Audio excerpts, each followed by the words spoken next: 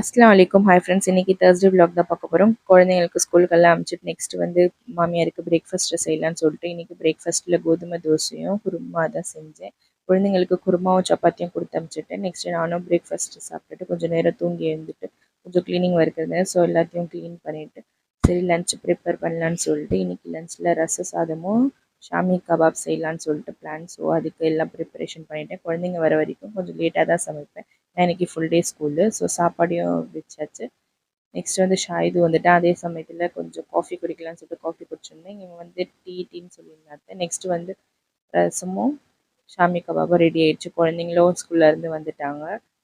என் பொண்ணுக்கு வந்து Xiaomi kebab பிடிக்காது சொல்லிட்டு அதுக்கு சிக்கன் 65 ரெடி பண்ணிட்டேன். ஸோ சாப்பிட்டு முடிச்சுட்டு குழந்தைங்களும் அரபிக்கு கிளம்பிட்டாங்க. அதே சமயத்தில் நான் மீஷோவில் ஆர்டர் போட்டிருந்தேன். ஸோ அது இந்த ப்ராடக்ட்டும் வந்துடுச்சு.